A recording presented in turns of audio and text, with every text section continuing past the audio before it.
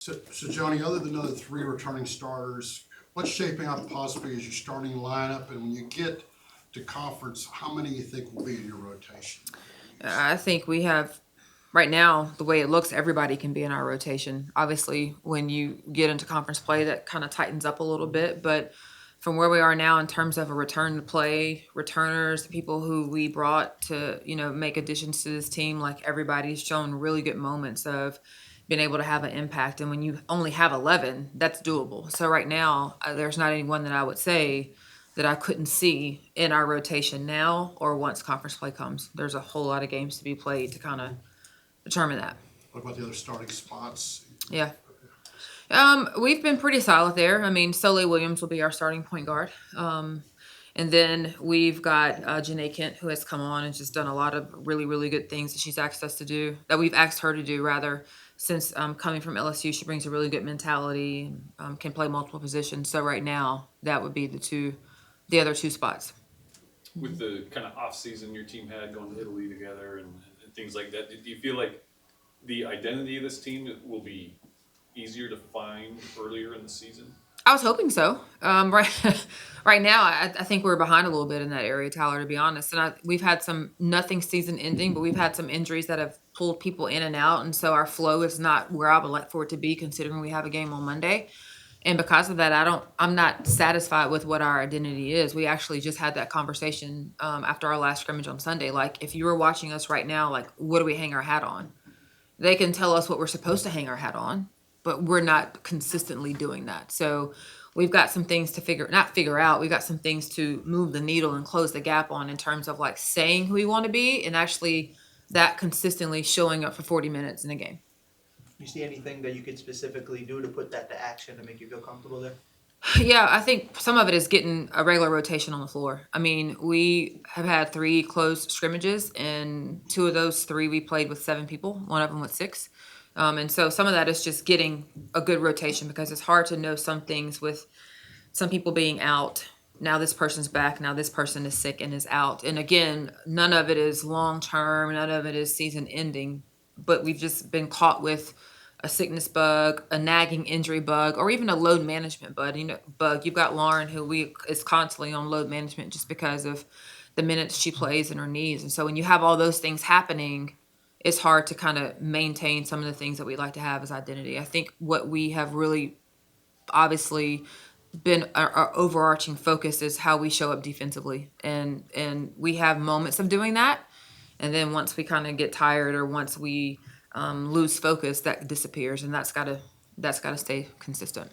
You talked about Lauren and her second year in the program now. How have you seen her leadership kind of grow and settle into the team? She came here as a leader. That's one of the things that was so special about her and the impact that she had on our team as soon as she hit campus last year is, she understands it. She has a great basketball IQ. She's got the talent to match it.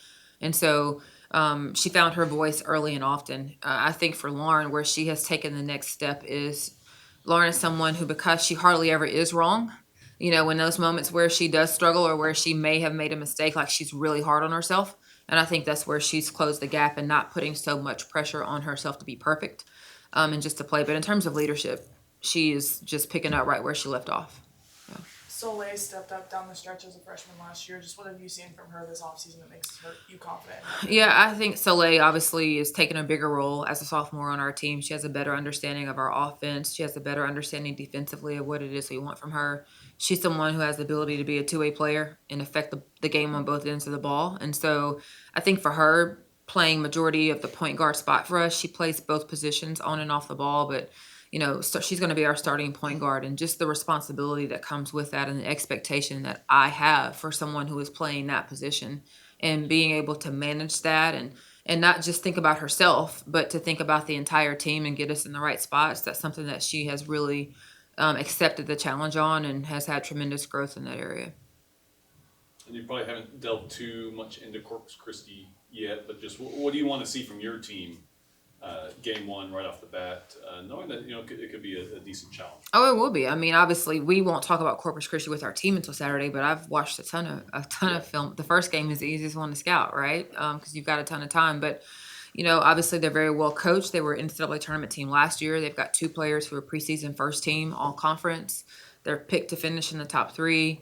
You know, they play a really fun style of basketball. Over half their roster is European players, and so they bring that style, which is, you know, what sticks out to me is not so much what they do, but how they do it. Their intensity, their pace, and the level at which they play is just, you know, high level, and it's impressive. And so we've got to make sure we match their intensity. We stick to the fundamentals. They've got some players on their roster who we haven't been able to scout because obviously they're new, just like every team you'll play in the first couple of games. And so for us, fundamentally sticking to who we want to be and being locked into the things offensively and defensively are going to be super important. So you're kind of surprised your defense not further along with 3 returning starters, and I know defense is always huge with you. Is it maybe because of the rotation of so many new players, or, you know, what about where exactly your defense is? So a couple things. Because we demand so much from them defensively, we don't work on defense all summer. We don't touch it, You talked about that. right? So our first time implementing defense is September 27th. And the players who needed those reps were the ones that were hurt. So we're just behind. Like our returning starters, they've got it. That's 3 out of 5. And so we've got 2 more and the rest of our players who are still trying to get that figured out. And so, again, it's more of maintaining what we want in terms of like learning it or knowing it. But no, I'm not happy at all with our intensity on the defensive end of the ball. Having played in Italy over this summer, does that help a little bit in the preparation of playing a team with a lot of European players? I think it does. And then obviously we've got players like, you know, Aisha Koulibaly played with her national team this summer. Lawrence had that experience. And so they've seen the international game. But even just understanding like the pace of play, the looks, the reads, I think that's something that will definitely help us as we start working on Corpus Christi Saturday. It'll help our players because it's familiar concepts.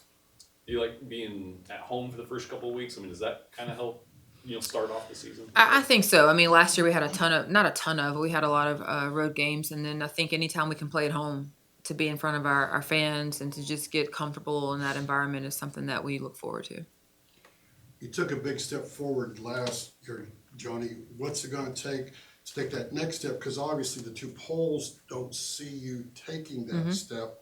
And I know you're not about proving people right or wrong, but how do you take that step with this team? I think it's just everyday growth and consistency. It's the same things that we continually talk about, Cease. It's, you know, if you worry about the day-to-day details, the end goal will be where you want it to be. And so it's knowing that there's this end goal in mind, but what is the process like getting there? So it's the consistency day-to-day, which is what we're lacking right now. You know, I think we're at a point where we have enough veterans on our roster and some people who've been in a program where we should be able to stack multiple days on top of each other from a practice standpoint and it look the way it should.